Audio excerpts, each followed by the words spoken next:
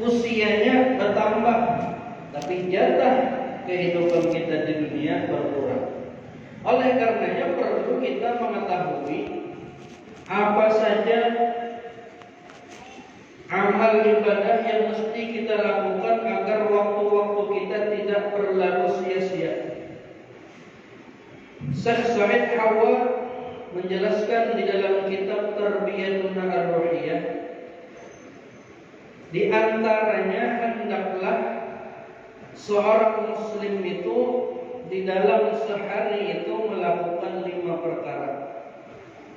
Jadi ujar sidin minimal kita tuh 5 yang kita amalkan dalam sehari semalam 24 jam itu minimal.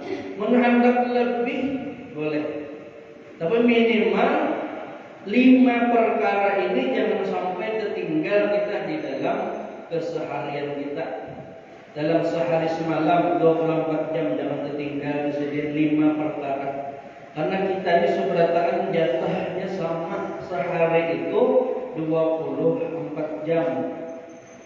Jadi presiden kan, gubernur, wali kota, siapa aja sehari diberi waktu 24 jam, ada berbeda. Jadi masing-masing kita memanfaatkan waktu yang diberikan oleh Allah itu, dan 24 jam itu kesenapa. Jadi sama jatahnya seperti orang yang sukses 24 jam dia diberi waktu. Orang yang kada sukses 24 jam dia diberi waktu. Jadi kada berbeda. Orang yang sugih 24 jam juga, orang yang miskin sama 24 jam juga sama waktunya. Jadi 24 jam ini yang kita gunakan. Nah, di antaranya hendaklah kita sebagai seorang muslim mempersiapkan diri kita untuk bekal akhirat kita minimal 5 perkara. Yang pertama, di dalam keseharian kita itu ibadah yang wajib kita lakukan adalah sholat 5 waktu. Itu non pemulaan. Jadi sehari semalam dari kita bangun tidur sampai kita tidur lagi, amalan yang kada boleh tertinggal adalah sholat 5 waktu.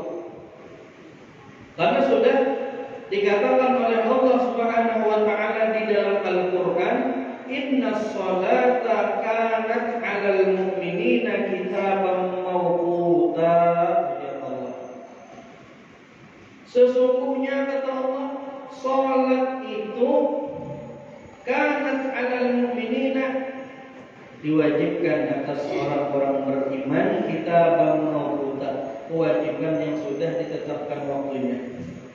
Jadi bangun daripada tidur, sholat subuh wajib, jangan tertinggal.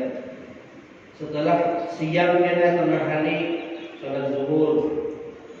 Setelah sore, sholat asar. Masuk pada permulaan malam, sholat maghrib. Masuk malam hari, sholat isya. Nah, ini 5 waktu jangan tertinggal.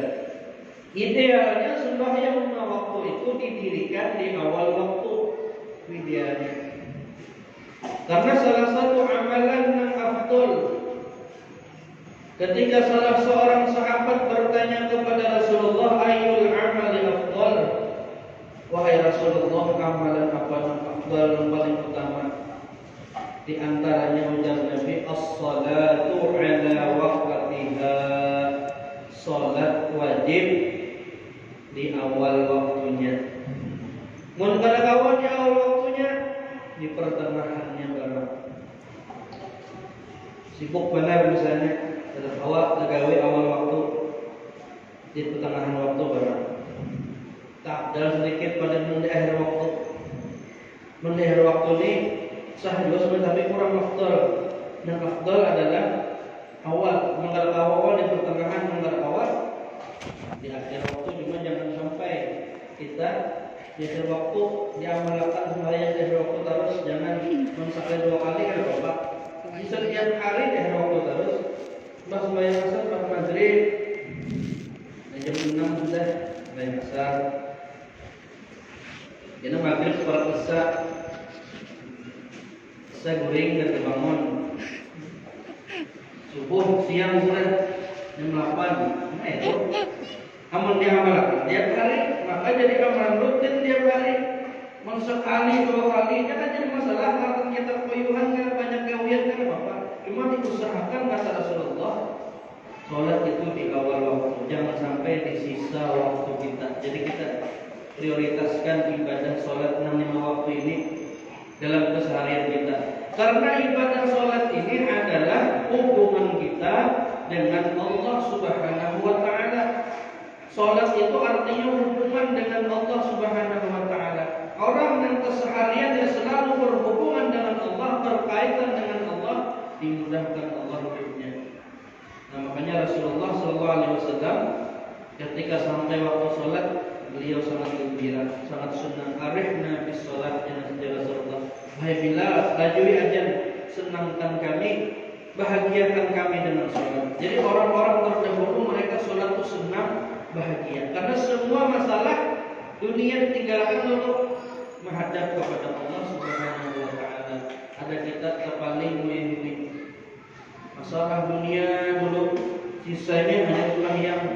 Nah, orang sholat ini tinggalkan masalah dunia dulu. Sudah sampai waktu sembahyang, hampir belum masalah dunia, biar dia menghadap kepada Allah Subhanahu wa Ta'ala.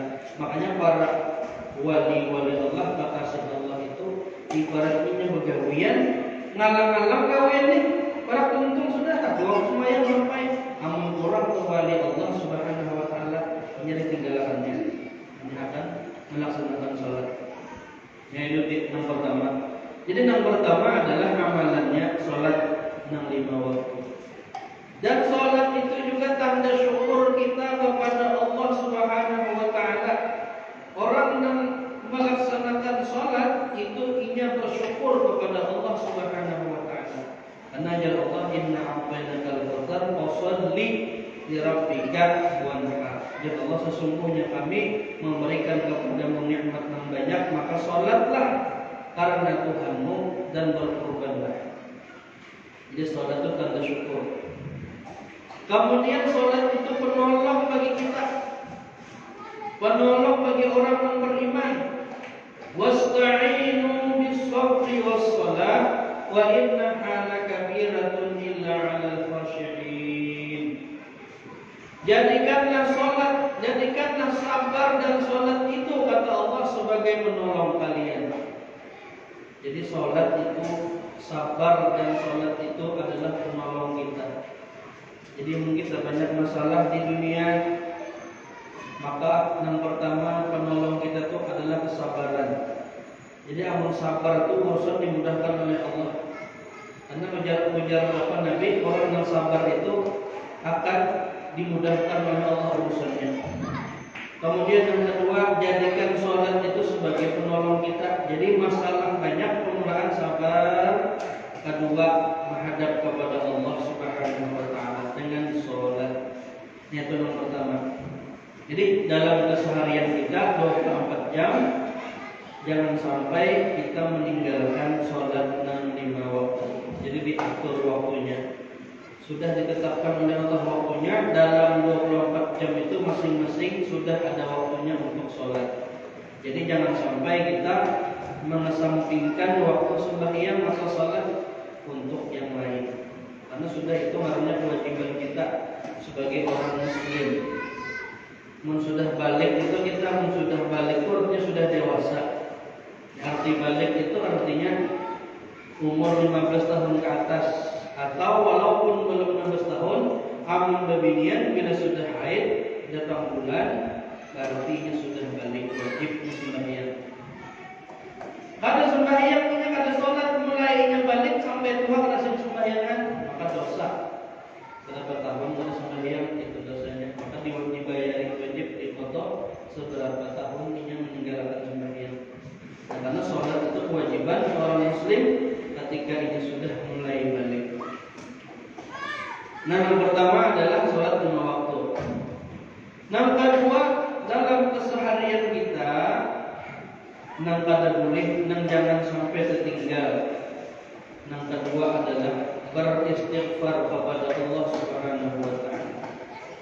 Karena Nabi mengatakan dalam hadis, Rasulullah sallallahu alaihi wasallam itu, inni atubu ilallah kulla yaumin mi'ata marrah, ujar Nabi. Sesungguhnya aku, kata Rasulullah, beristighfar kepada Allah, meminta ampun kepada Allah sehari mi'ata marrah, 100 kali. Yaitu Nabi. Dalam riwayat yang lain sab'ina marrah, dalam riwayat yang lain 70 kali. Jadi 70 sampai 100 itu amalan Rasulullah setiap hari beristighfar. Jadi ampun kawat dalam sehari itu jangan ketinggal kita beristighfar. Jadi boleh 70, boleh 100, karena hadisnya dua. Ada yang madahkan 70, ada yang madahkan 100. Menghendak banyak boleh 100, menghendak lewat pada 100 bagus lagi. Nah, karena Nabi minimal kata Rasulullah itu 70 sampai dengan 100. Itu Nabi mengatakan inni astaghfirullah wa atubu ilaih kulla yaumin mi'ata marrah. Sesungguhnya aku, kata Rasulullah, beristighfar dan minta ampun kepada Allah setiap hari 100 kali, 70 atau 100 kali.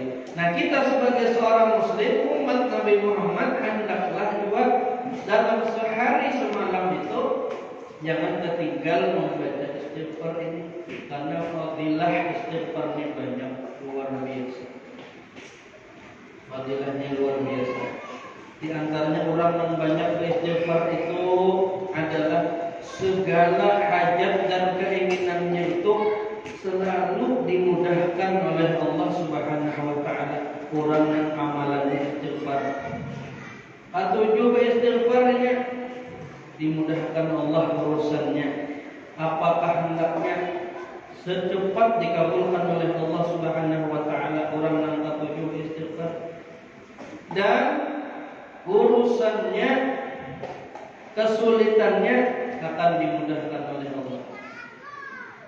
Orang yang melazimkan membaca istighfar. Belum lagi yang disebutkan Allah dalam Al-Quran, orang yang beristighfar itu diturunkan oleh Allah hujan. Orang yang banyak beristighfar diturunkan oleh Allah hujan dari langit. Apabila musim kemarau, rezekinya sempit, diluaskan oleh Allah Subhanahu wa taala. Itu segalanya akan terbuka dengan istighfar. Nah, itu adalah amalan yang sangat luar biasa.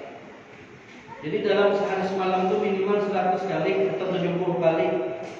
Dan apakan 100 jangan aneh deh. Nah, habis sembahyang misalnya istighfar 100. Atau sehabis sembahyang 100 enggak sedihnya. Menghendak banyak. Nah, jadi jadi Syekh Said Hawa, jangan sampai kita dalam sehari semalam 24 jam itu tertinggal membaca istighfar. Karena Rasulullah SAW itu orang yang tidak berdosa sendiri. Rasulullah saja orang yang tidak berdosa, tidak berbuat dosa, sendiri beristighfar 100 kali, apalagi kita yang banyak berisi dosa. Jadi bersihi diri kita dengan membaca istighfar kepada Allah Subhanahu wa taala. Jadi istighfarnya kayak apa? Kalau bisa maling-maling menghantam aja astagfirullahaladzim, astagfirullahaladzim, astagfirullahaladzim. Cukup sudah. Nanti panjang sedikit astagfirullahaladzim alladzi la ilaha illa huwal hayyul qayyum wa atubu ilaih. Panjang sedikit. Atau astagfirullah alladzi la ilaha illa huwal hayyul qayyum wa atubu ilaih. Kepanjangan astagfirullahaladzim ini cukup aja. Nah, jadi amal orang sering beristighfar, segala urusannya akan dimudahkan oleh Allah dan keinginannya akan lakas dikabulkan oleh Allah Subhanahu wa taala. Orang yang banyak beristighfar, meminta ampun kepada Allah. Karena kita manusia ini setiap hari tidak luput daripada kesalahan, tidak luput daripada dosa. Jadi yang paling banyak dibuat oleh manusia setiap hari adalah dosa. Jadi seluruh anggota tubuh kita ini kemungkinan berbuat dosa itu banyak. Mata banyak dosanya, yang di matanya melihat yang tidak bagus.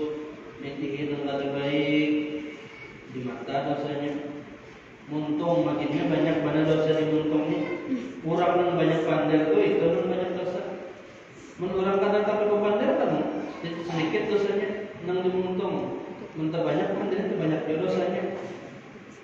Karena orang banyak mandir banyak salahnya. Nah, makanya Nabi mengatakan qul khairan aw yasmut, jangan Nabi mun hendak berkata katakan yang baik, mun katawa berdiam.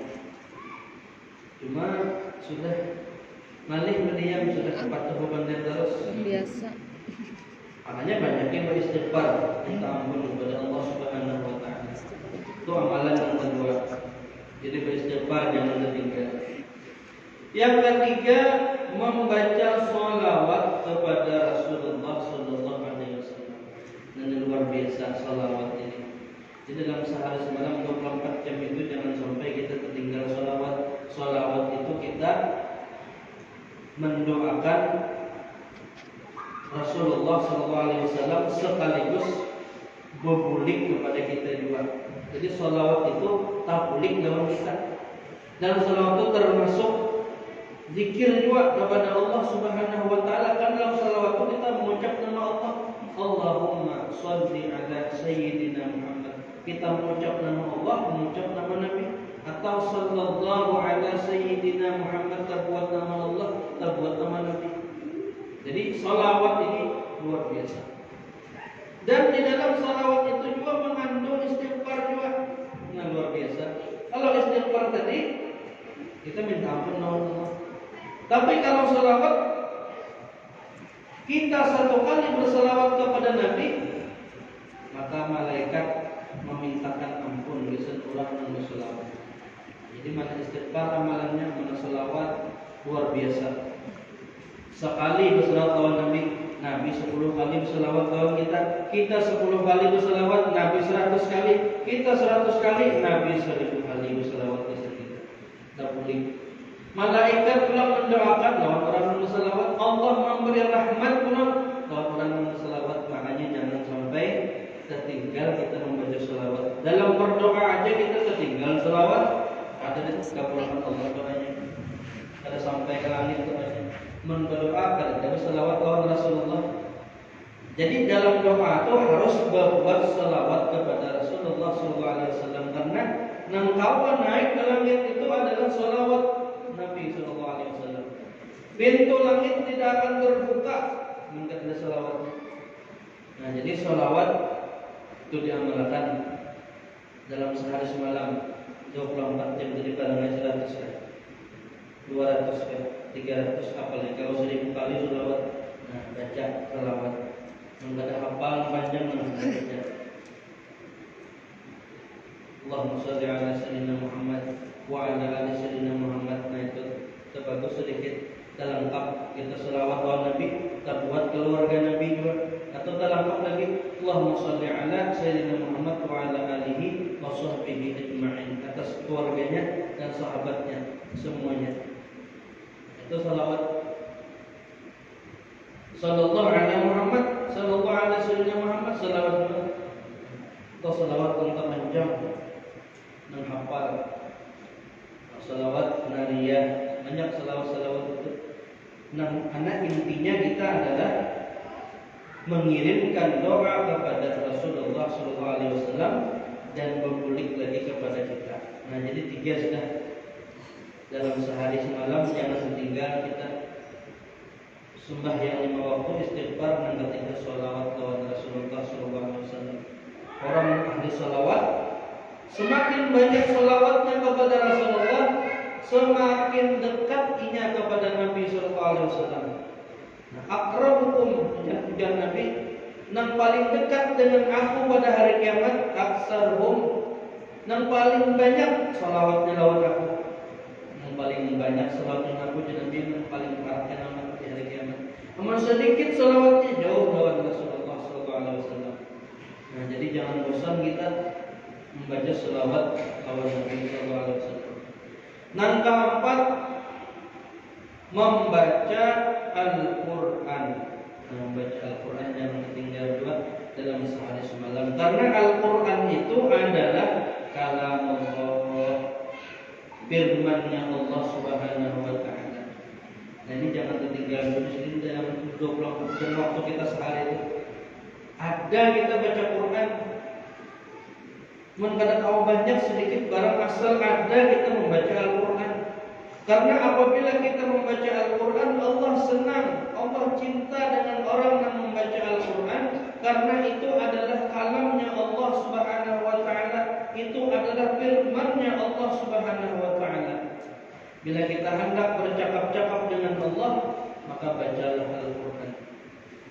Minimal baca Quran itu habis sembahyang maghrib baca seayat 2 ayat atau 10 ayat atau selembar, dan sehabis subuh membawa baca Al-Quran.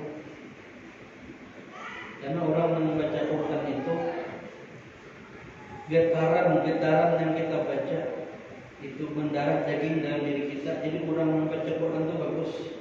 Ketika orang membaca Quran itu seluruh saraf-saraf yang ada di otaknya itu bergerak karena ayat-ayat Allah Subhanahu wa taala. Ujar Allah dalam Al-Qur'an, "Law anzalna hadzal Qur'an 'ala jabalin la ra'aitahu khashi'an mutasaddian min khasyatillah." Jika seandainya Al-Qur'an ini, law anzalna hadzal Qur'an, seandainya Qur'an ini aku turunkan kepada gunung, maka gunung itu bergetar.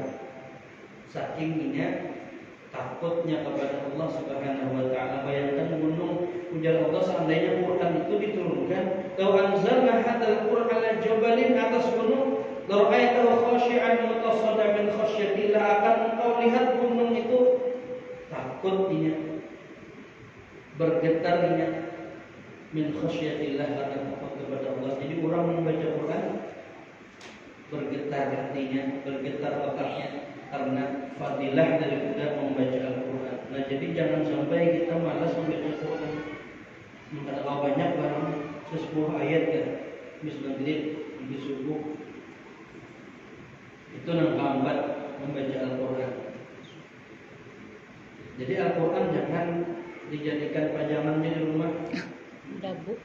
Kada terbaca, baca Al-Quran jadi terpakai juga. Yang habis sembahyang berapa ayat terbaca terbuka sampai tamat membacanya, karena itu amalan keseharian membawa baca Al-Quran ini. Nah, yang terakhir, jangan sampai tertinggal adalah berdoa. Nah, ini doa. Jadi doa ini luar biasa. Jadi kita sehari semalam 24 jam itu jangan sampai kita ada berdoa lawan Allah Subhanahu wa taala. Orang yang tidak berdoa kepada Allah sama dengan orang yang sombongnya ada minta apa-apa lawan Allah. Ujar Nabi sallallahu alaihi wasallam, "Laisa syai'un aqraba 'ala Allah min ad-du'a." Tidak ada sesuatu yang lebih mulia di sisi Allah daripada doa. Jadi doa ini termasuk daripada ibadah. Jadi orang yang berdoa kepada Allah itu sama ini beribadah kepada Allah Subhanahu wa taala.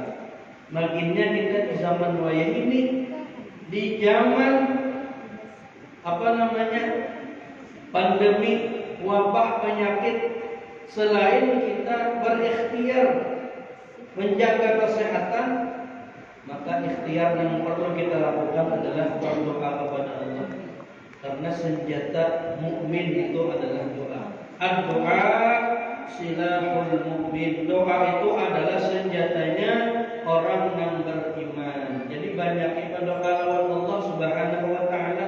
Kita sudah juga menjaga kesehatan kita, menjaga fisik kita, menjaga jasmani kita, makanan yang sehat sudah juga. Sisanya ikhtiar kita hanya berdoa kepada Allah Subhanahu wa taala. Nah, banyak doa-doa yang diajarkan oleh Nabi. Banyak Rasulullah itu mengajarkan doa. Kada keamalan kita, namun kita menuruti doa-doa Rasulullah. Cuma kita ambil apa yang kita mudah. Kita baca doa kepada Allah Subhanahu wa taala. Mun kada hafal doa dari Nabi, sekarang doa yang kita keluarkan dari diri kita sendiri hendak minta apa lawan Allah. Karena doa itu adalah perintah Allah Subhanahu wa taala. Ujar Allah, "Ud'uni", berdoalah kepadaku. Kemudian jika Allah astajib lakum, aku janji aku kabulkan. Asal kamu doa. Nah, cuma kadang kita ada sabar sebagai manusia. Sudah banyak berdoa pada kabul-kabul di wajar. Kalau kalian berdoa kada boleh demikian. Karena ketika seseorang berdoa sudah sesuai dengan aturan, kada makan yang haram, kada berbuat maksiat, doa bujur-bujur itu pasti dikabulkan Allah. Cuma pengabulan doa itu pada mesti sesuai dengan kehendak kita. Pengabulan doa itu sesuai dengan kehendak Allah. Kita siang malam berdoa lawan Allah misalnya, dikabulkan Allah, cuma aja Allah, namun aku bari ini karena pantas dapat ini diganti Allah dengan kesehatan badan, sehat awaknya, itu ganti dari doa.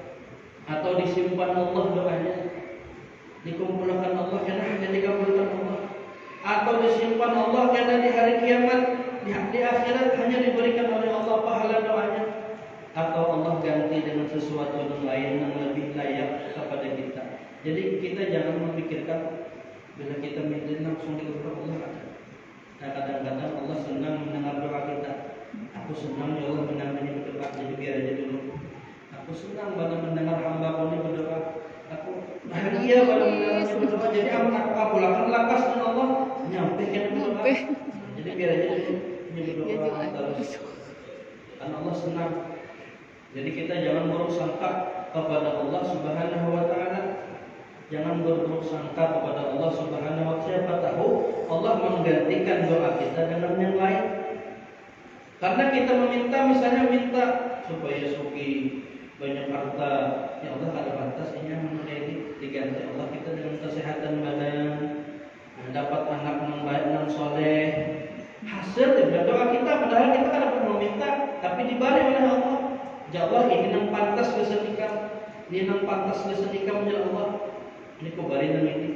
Nah, jadi semua yang diberi oleh Allah kepada kita itu yang terbaik kesan kita. Tapi apa yang kita inginkan belum tentu itu yang terbaik kesan kita.